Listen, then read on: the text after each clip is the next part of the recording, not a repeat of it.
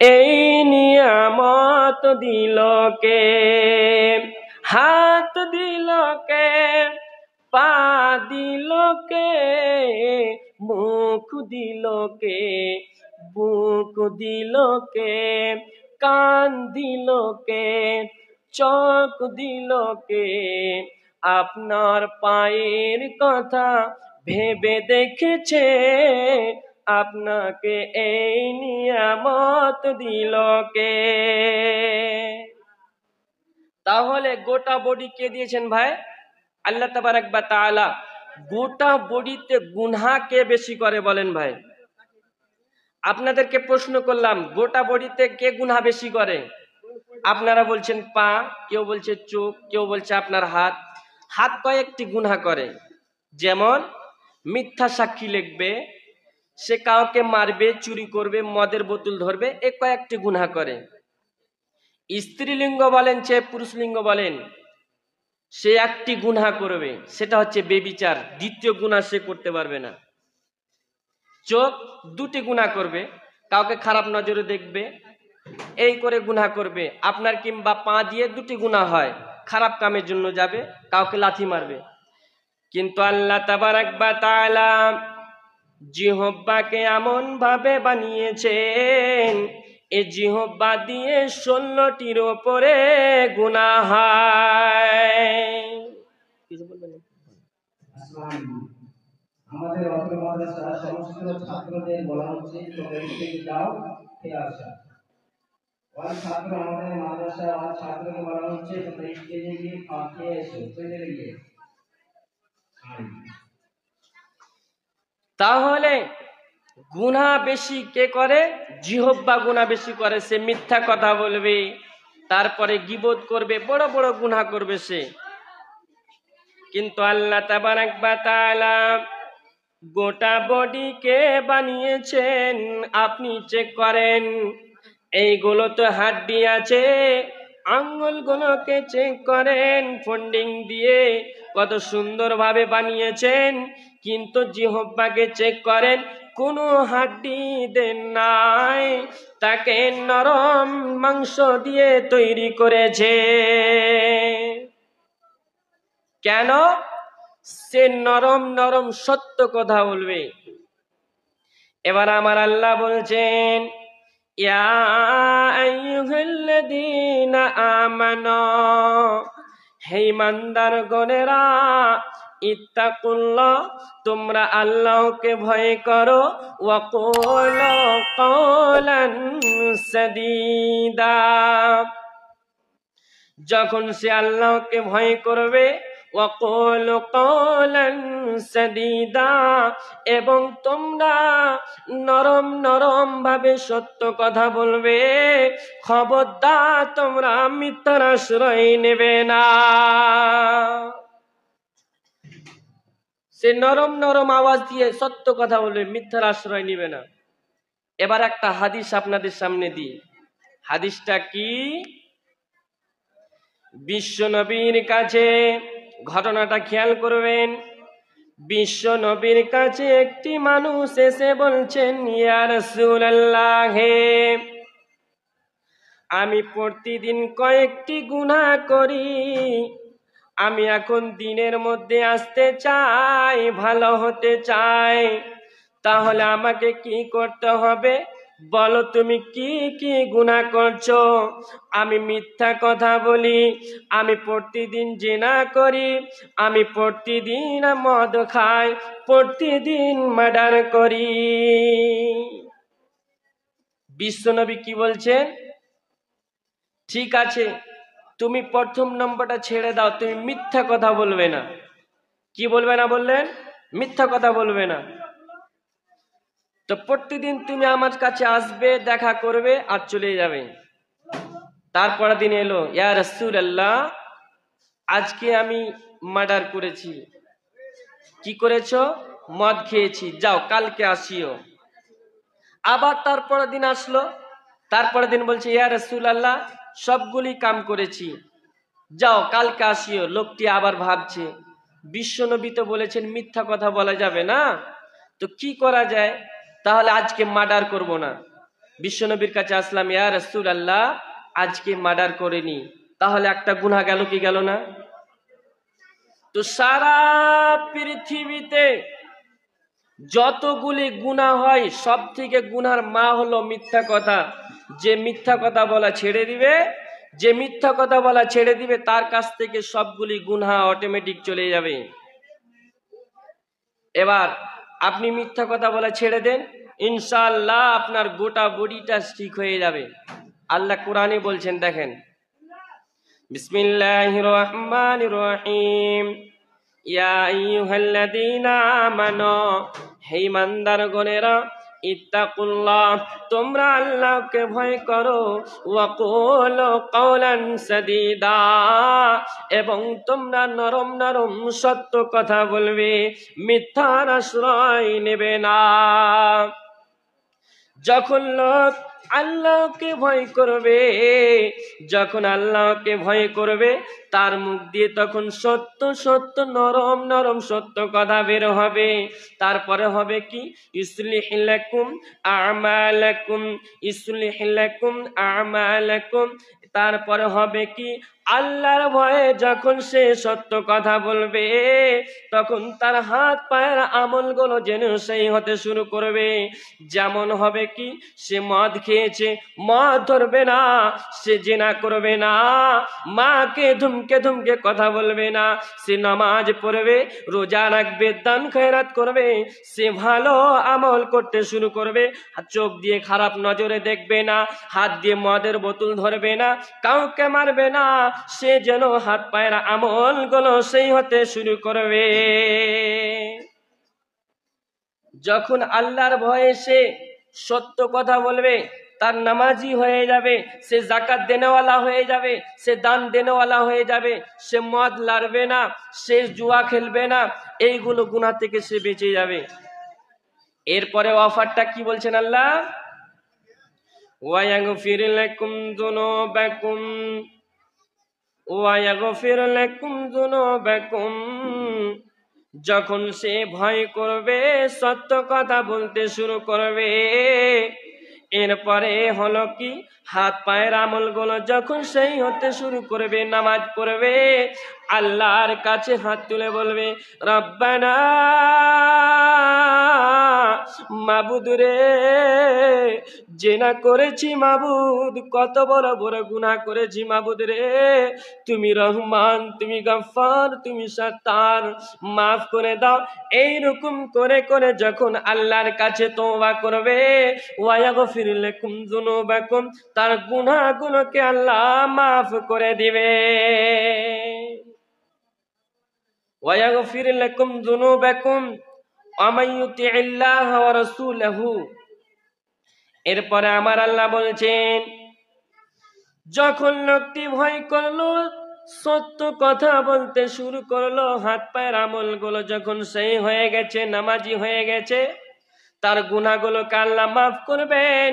ওই লোকটা কি করবে শুনেলেন, সে 5 ওয়াক্ত নামাজ পড়বে, কিন্তু আল্লাহর হুকুমটা মানলো 5 ওয়াক্ত নামাজ পড়া, কিন্তু চরিত্রটা হবে বিশ্ব নবীর।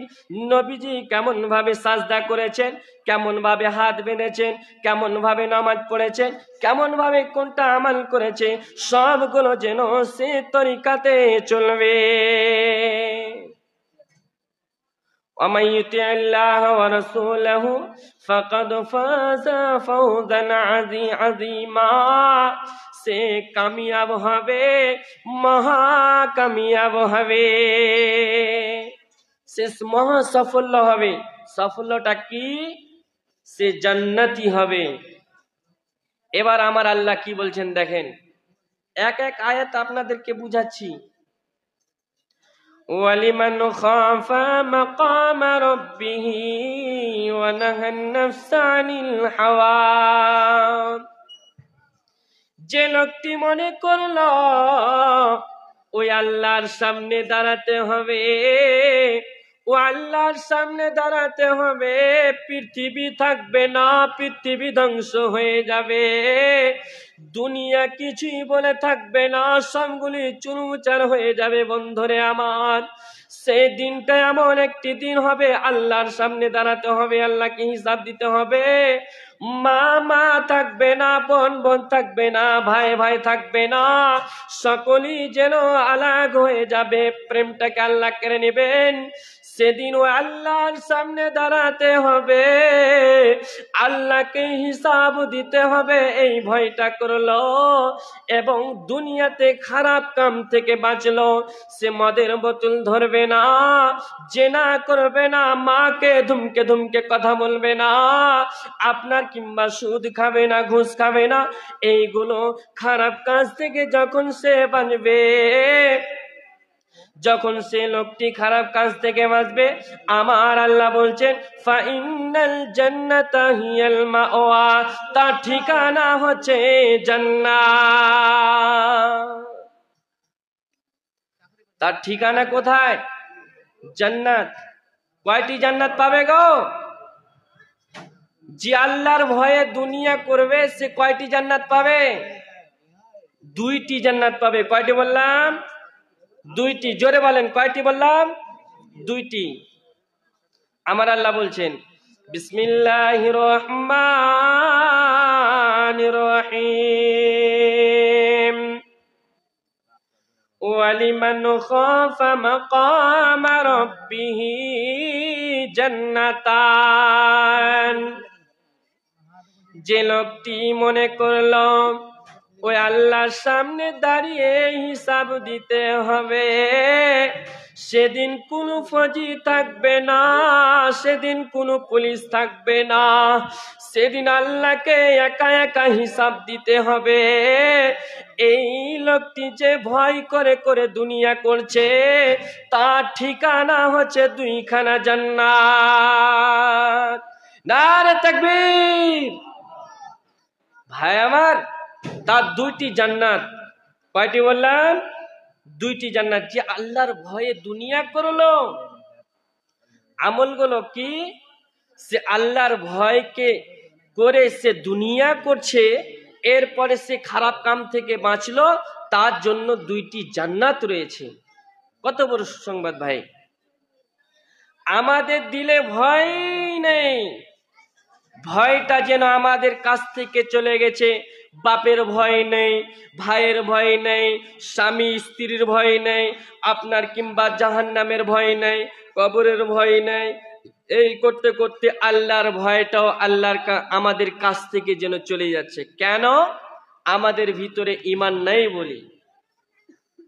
এবার শুরুতে একটা আয়াত পড়েছিলাম, আপনাদের মনে আছে কিনা? আয়াতটা আবার পড়ছি, একটা উদাহরণ দেবো ভাই, সকলেই উদাহরণটা শুনবেন। আর উদাহরণটা যদি শুনে যদি ভালো লাগে তা আপনারা আমাকে 10 টাকা করে জিলাপি খেতে দিন, হ্যাঁ?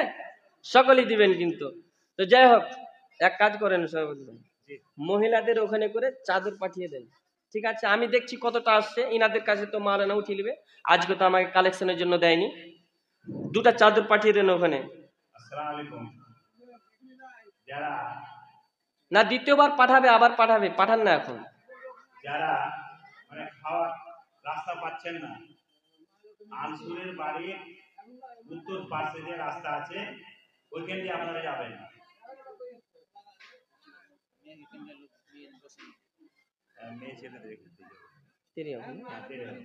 এখন বাড়িতে তো খাবার হচ্ছে।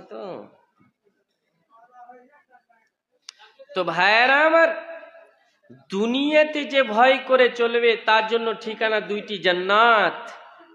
এত বড় নিয়ামত আমাদের হাত থেকে চলে যাচ্ছে কেন?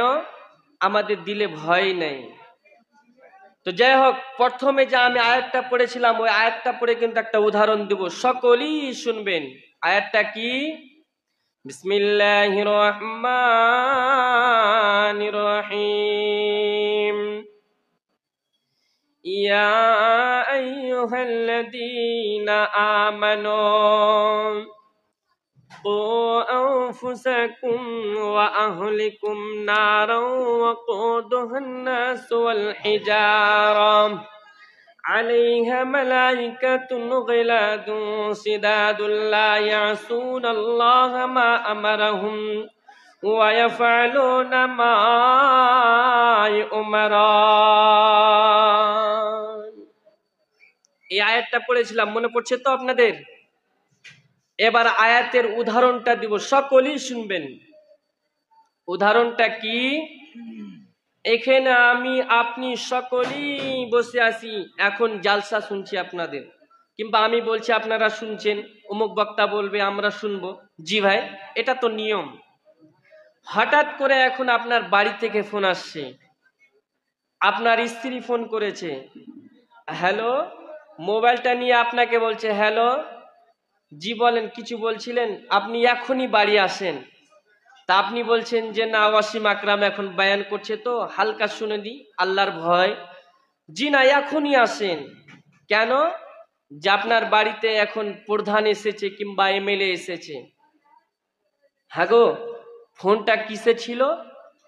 তো বলছে আপনার বড় ছেলে কিংবা মেজ ছেলেটা গত কয়েকদিন আগে একটা এমএলএ কে মার্ডার করে ফেলেছে, তো প্রথম নাম্বার সিরিয়ালে একে আপনার ছেলেটাকে মার্ডার বলে একটা ঘোষণা করেছে, আসামি, এক কথা বলা হয় আসামি। তো আপনি এখন বলেন জালসা শুনবেন না আপনি বাড়ি যাবেন? বলেন তো, জবাবটা দেন ভাই, আপনি জালসা শুনবেন না বাড়ি যাবেন? তো বাড়ি গিয়ে কি আপনি চুপ হয়ে বসে যাবেন? বাড়িতে গিয়ে করবেন কি, আপনার খুনি আসামি ছেলেটাকে বলবেন, বেটা তোমার শ্বশুর বাড়িতে ফোন করে দাও, তোমার নানার বাড়িতে ফোন করো, তোমার এমএলএ কে ফোন করো, প্রধানকে ফোন করো, জেলা সভাতে যিনি দাঁড়িয়েছেন ওনাকে ফোন করো। এই করতে করতে করতে করতে যেন শান্ত পরিবারটা যেন চঞ্চল হয়ে উঠে গেল। বিবি কিন্তু হিলান দিয়ে দাঁড়িয়ে আছে, স্বামী আমার আসামি হয়ে গেছে, জেলখানার ভাত খাবে, কি করব, দুটা ছোট্ট ছোট্ট বাচ্চা বসে আছে, আব্বা আব্বা সেই চলে যাবে এই জেলখানার ভিতরে, কেমন করে দুনিয়াটা চলবে এখন আমাদের, কি করে সংসার চালাবো? মা চোখের পানিতে এসে এরকম করে চোখ মুছবে, হাগো কিছু হলো গো, ছেলেটা যে আসামি হয়ে গেল, কিছু হলো, কিছু করো। বলছে হ্যাঁ হ্যাঁ দেখছি দেখছি। এরপরে প্রধানকে ফোন করলেন, আপনার কিংবা এমএলএ কে ফোন করছেন, এই করতে করতে যেন মাথা মণ্ডলগুলোকে সকল কি ফোন করছেন, যেন আমার ছেলেটা এই জেলখানা থেকে বেঁচে যায়। বলেন কিসের কারণে জেলখানা থেকে বেঁচে যায়? এখন ঘটনা হলো কি, এখন বাজছে 8টা, 9টা, 10টা, 11টা, 12টা, এই করতে করতে 2টার সময় আপনার কাছে ফোন আসছে, আর আপনি পরেশান হয়ে গেছেন, ইনাকে ফোন করছেন উনাকে ফোন করছেন, এই করতে করতে আপনার কাছে একটা ফোন আসলো, হ্যালো, জি কিছু বলছিলেন? জি আপনার ছেলেটা ওয়াসিম আকরাম সে খুনির আসামি হয়েছিল, কিন্তু তার উপরে একটা নাম বসা হয়েছে, ও খুনির আসামি নয়। তো নামটা কেটে গেল, আপনি কি করবেন বলেন?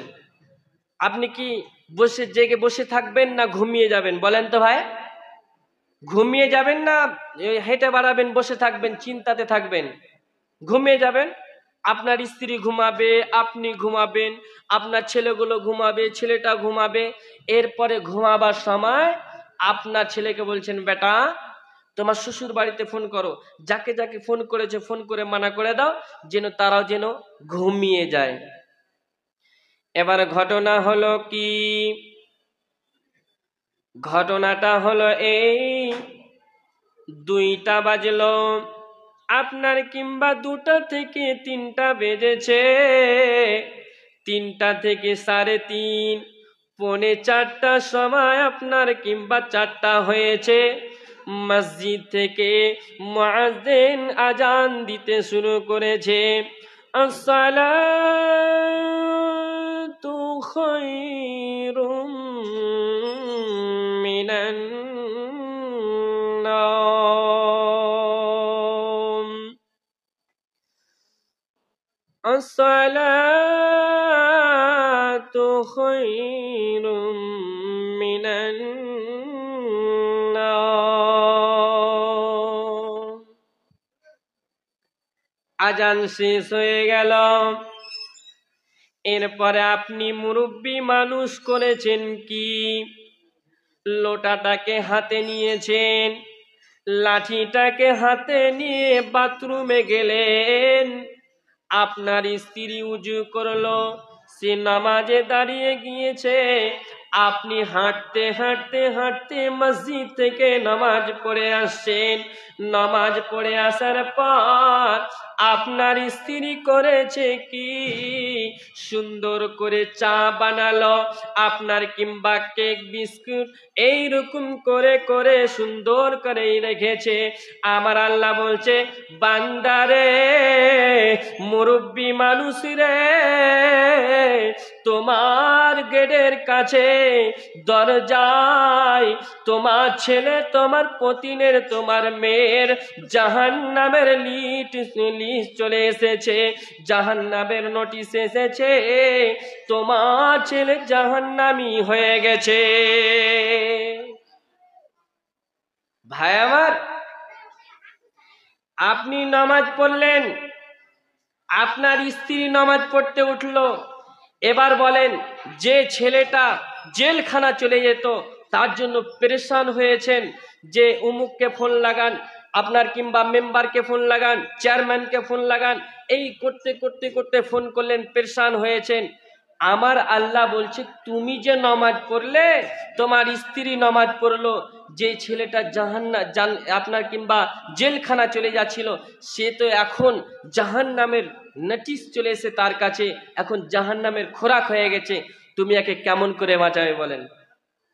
এখান থেকে আপনাকে বুঝাতে চাইছি, কঠিন কিয়ামতের দিন, কঠিন কিয়ামতের দিন বন্ধুরে, এ পৃথিবী জগতের মতো আর জগৎ থাকবে না। বাড়ি ঘর অট্টালিকা পুলিশ আপনার কিংবা এমএলএ প্রধান কিছুই থাকবে না। সেদিন যেন সব কিছুই ধ্বংস হয়ে যাবে। সেদিন দুটা ঠিকানা হয়ে যাবে, একটি জান্নাত হবে, একটি জাহান্নাম হবে। সেদিন বন্ধুরে আমার, সেই মাঠ একখানা হয়ে যাবে, আপনারা যেমন বসে আছেন সেরকম হয়ে যাবে বন্ধুরে। সেদিন আপনার ছেলেকে জাহান্নাম কঠিন ভয়ানক হবে বন্ধুরে আমার, জাহান্নামকে টানতে টানতে নিয়ে আসবে। ওই জাহান্নাম যখন আপনার ছেলেকে জাহান্নামের ভিতরে ভরা হবে, সেদিন আপনার ছেলেকে, আপনার মেয়েকে সেদিন আপনি বাঁচাতে পারবেন না। কোনো এমএলএ থাকবে না, কোনো প্রধান থাকবে না, কোনো আপনার কিংবা প্রধান থাকবে না, চেয়ারম্যান থাকবে না। সেদিন আপনার ছেলেকে ফেরেশতারা জাহান্নামের ভিতরে টানতে টানতে টানতে জাহান্নামের ভিতরে ভরবে। সেদিন আপনার ছেলে মেয়েকে কেমন করে বাঁচাবেন ভাই? সেদিন কিন্তু আপনার মেয়ে ছেলেকে বাঁচাতে পারবেন না। জি, এ দুনিয়াটা দুনিয়া নয়, আমাদের ভিতর থেকে যেন ভয়টা দুনিয়া থেকে চলে গেছে। এবার আপনাদের সামনে একটা হাদিস পড়ি, আমাদের কাছ থেকে যেন ভয়টা চলে গেছে। আজকে আমরা কবরকে দেখে হাসি, কবরে মানুষটা চলে গেল তাও হাসি, মানুষটা মরে গেল তাও হাসি। এখন আমাদের কাছ থেকে দুনিয়ার ভয় নাই, বাপের ভয় নাই, এই করতে করতে কবরের ভয়টা আমাদের কাছ থেকে চলে গেছে। মানে ভয়টা আমাদের কাছ থেকে নেই, চলে গেছে। হযরতে আবু যর রাদিয়াল্লাহু তাআলা আনহু, সাহাবীটার নাম কি বললেন? হযরত আবু যর। তিনি বাড়িতে আছেন আর তিনার স্ত্রী আছে, বাড়িতে কেউ নেই। আচ্ছা বলেন, আপনাদেরকে একটা উদাহরণ দিই। ছোট ছোট ছেলে আছে তো তার জন্য একটু গোপনীয় কথাটা বলছি। আপনার ছেলের বিয়ে দিয়েছেন, আপনার মেয়ের বিয়ে দিয়েছেন, যাই হোক আপনার ছেলে বিয়ে করে এনেছে, ধরেন আপনার বাড়িতে কিন্তু কেউ নেই, আপনি নাই, আপনার স্ত্রী নাই। আচ্ছা, আপনার ছেলে আপনার বৌমা থাকলেও তাদের ঘরটা মনোরঞ্জন হবে কি হবে না ভাই বলেন? হবে। সেই রকম হযরতে আবু যর রাদিয়াল্লাহু তাআলা আনহু এবং তিনার স্ত্রী বাড়িতে আছে আর কেউ বাড়িতে নেই। লোকটি কেমন ভাবে আছে? সাহাবীটা বসে আছেন, সাহাবীটার স্ত্রীটা বসে আছে সুন্দর, যেমন আমরা খাওয়া দাওয়া করি সেরকম বসে আছে। আর তিনার হযরতে আবু যর তিনার জাংকে বালিশ বানিয়েছে, জাংটাকে বালিশ বানিয়েছে। ঘটনাটা খেয়াল করেন ভাইরা আমার। হযরতে আবু যরের স্ত্রী যেন বসে আছেন, এবং হযরতে আবু যার তিনার স্ত্রী জাংকে বালিশ বানিয়েছে। এরপরে ঘটনা হয়েছে কি, তিনার স্ত্রী যেন মাথা চুলটাকে যেন বিউলি করছে।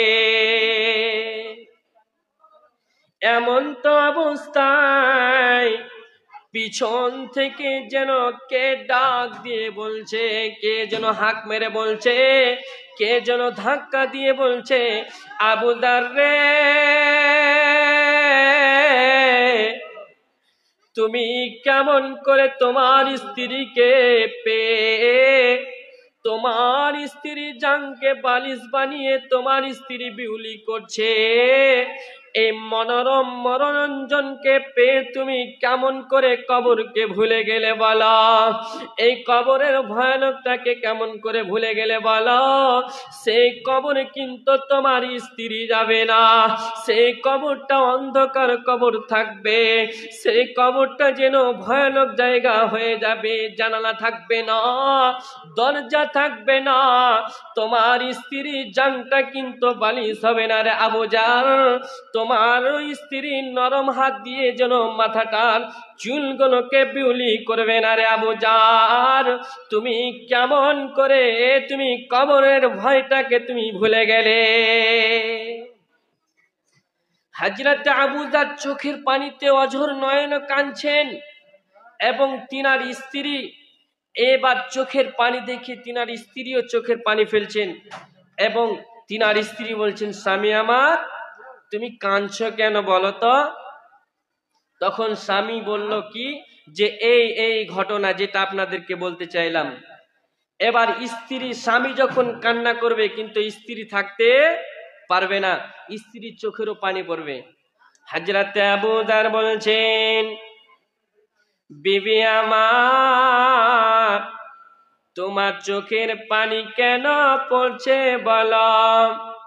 এবার হযরত আবু যার তিনার স্ত্রীকে বলছেন, স্বামী আমার যখন তুমি আমার জাংকে বালিশ বানিয়েছো এবং তোমার মাথাকে আমি যখন বিউলি করছিলাম, সে এমন তো সময় পিছন দিক থেকে কে যেন ধাক্কা মেরে, কে যেন পিছন দিক থেকে ডাক মেরে, কে যেন থাবা মেরে বলছে, পাগলি রে, তুমি তোমার স্বামীকে পেয়ে কেমন করে তুমি এই কবর জগৎটাকে ভুলে গেলে? তোমার স্বামী কিন্তু তোমার সঙ্গে যাবে না, সেই কবরে কিন্তু তোমাকে একা একা যেতে হবে। কেমন করে তুমি কবর নামে ভয়ানক জায়গাটাকে ভুলে গিয়েছ? স্বামী আমার এই জন্য আমি ভয়ে কান্না করছিলাম। আমাদের দিলে যেন ভয় নাই, কবরের ভয়টা চলে গেছে, দুনিয়ার ভয়টা চলে গেছে। আমরা ভয় করি মানুষকে। কোন মানুষকে ভয় করি গো? সে মানুষগুলো কোনগুলো? যারা ছিনতাই করে, মার্ডার করে। আজ মানুষকে দেখে মানুষ ভয় খাচ্ছে, কিন্তু আল্লাহর ভয় নেই আপনার, কিংবা জাহান্নামের ভয় নেই, কিয়ামতের ভয় নেই। তাই বদরুজ্জামান নদভী তিনি গজলের বইয়ে বলছেন, আজ মানুষকে দেখে যদি মানুষের লাগে এত ভয়, তবে দুনিয়াটা পশুদের, মানুষের দুনিয়াটা নাই। আজ মানুষকে দেখে ভয় খাচ্ছে, কিন্তু আল্লাহর যেগুলো বড় বড় ভয়ানক জায়গা সেইগুলো ভয় থাকে না। হাজি, এখন আপনাদেরকে একটা কথা বলি। বক্তা কতক্ষণ আসবে দেখুন, চলে আসছে না? কতক্ষণ সময় আছে? 5-7 মিনিট না? তো কথা হচ্ছে এই, একটা আপনাদেরকে কথা বলি, গুছিয়ে নি, যেহেতু সময়টা আমার শেষ হতে চলেছে। আমি তো আদায়কারী বক্তা নয়, যদি সেখানে দিত তাহলে হতো। তো যাই হোক, কথাটা আমি বলতে চাইছি, এ জিন্দেগি জিন্দেগি নেহি, ও জিন্দেগি জিন্দেগি হ্যায়। মানে এই দুনিয়াটা আমাদের থাকার জন্য নয়। ফাত্তাকুদ দুনিয়া ওয়াত্তাকুন নিসা, তোমরা দুনিয়া থেকে বাঁচো। যদি তোমরা আল্লাহকে ভয় করো তাহলে দুনিয়া থেকে বাঁচো, দুনিয়া লোভ লালসা করিও না, এবং ওয়াত্তাকুন নিসা, এবং মহিলা থেকে বাঁচো। মহিলা এমন একটা জিনিস, মহিলা এমন একটা জিনিস আপনার চরিত্র দাগ লাগিয়ে দিবে, আপনার বংশকে শেষ করে দিবে, আপনার বংশকে যেন চরিত্র দাগ লাগিয়ে দিবে, আপনার পরিবারকে নষ্ট করবে, আপনার পাড়া প্রতিবেশীকে নষ্ট করে দিবে। যদি একটি ছেলে যদি কামিয়াব হতে যায়, সে ছেলেটাকে বরবাদ করতে চাইলে তার পিছনে একটি মেয়ে লাগিয়ে দেন, দুনিয়াটা তার বেকার হয়ে যাবে। তাই বিশ্বনবী বললেন, ফাত্তাকুদ দুনিয়া ওয়াত্তাকুন নিসা, এবং তোমরা দুনিয়া থেকে বাঁচো এবং তোমরা মহিলা থেকে বাঁচো, যদি তোমরা পরিচিত আল্লাহর ভয়টা দিলে রাখিও। ভাই আমার, এ দুনিয়ার জগতে বসছেন না, দুনিয়াকে একটু বাঁচেন দুনিয়া থেকে। দুনিয়াটা থাকার জন্য নয়, দুনিয়া থেকে আমাদেরকে সকলকে যেতে হবে। যে আল্লাহর ভয়টা দিলে রাখবে, যে আল্লাহর ভয়টা দিলে রাখবে, সেই দুনিয়া তো কামিয়াব, আখিরাত তো কামিয়াব। দুনিয়াতে সাকসেস, আখিরাতেও সাকসেস। সে দুনিয়াতে উত্তীর্ণ, আখিরাতে উত্তীর্ণ। যে আল্লাহর ভয় দিলে রাখবে না, সে জাহান্নামের দিলের ভয় রাখবে না, সে গুনাহ করবে, সে যত রকমের গুনাহ করবে, গুনাহ করে যাবে। সে দুনিয়াতে নাকাম, সে আখিরাতেও নাকাম। সে দুনিয়াতে নন সাকসেস, আখিরাতেও নন সাকসেস। সে দুনিয়াতেও অবতরণ, আখিরাতেও অবতরণ, কোনোটাই তার লাভ হবে না। তো ভাই আমার, সর্ব অবস্থায় যে কোনো জায়গা যান না কেন, ছোট আমাল করেন সে বড় আমাল করেন, কিন্তু সর্ব অবস্থায় আপনাদের কাছে আল্লাহর ভয়টা রাখতে হবে। তো যাই হোক ভাই আমার কিন্তু সময়টা শেষ হতে চলেছে। আমি কিন্তু আদায় করি বক্তা নয় আজকের। তো যাক, তিনি আদায় করবেন। আপনারা সকলেই তিনার হাত থেকে কিন্তু আপনারা টাকা দিবেন। মা বোন আপনারাও কিন্তু সকলেই দান দিবেন।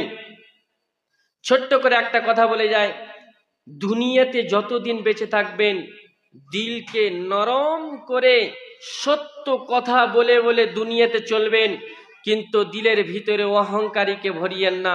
আমি আপনি সকলেই যেন 5 ওয়াক্ত নামাজি হতে পারি। সকলে হাত তুলেন, ভাই হাত তুলেন। আমরা সকলেই 5 ওয়াক্ত নামাজিওয়ালা হব, আর আমরা কোনোদিন নামাজ ছাড়বো না। আল্লাহ এই হাতগুলোকে সকলেই গ্রহণ করলেন এবং আমাদেরকে হেদায়েত দেন, যেন আমরা সকলেই যেন কামিয়াব হয়ে যায়, আপনাকে সে রাস্তা দিয়ে পাবো। আর যে রাস্তা দিয়ে বিশ্বনবী গেছেন, যে রাস্তা দিয়ে হেদায়েত পাওয়া যাবে, সে রাস্তাটা আমাদেরকে প্রত্যেককে দেন। হে আল্লাহ, তুমি আমাদেরকে প্রত্যেককে হেদায়েত দেন। সকলে আল্লাহুম্মা আমিন। এখান থেকে আমার বক্তব্য ইতি করছি।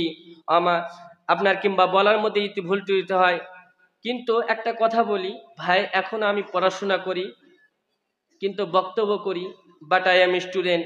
সকলে আমার জন্য দোয়া করবেন ভাই। এবার আমি সফর আপনাদের কাছ থেকে নিয়ে চলে যাব, আপনারা আমার জন্য সকলেই দোয়া করবেন, আমার জন্য সফরটা ভালো থাকে। আসসালামু আলাইকুম ওয়া রাহমাতুল্লাহ। ওয়া আলাইকুম আসসালাম।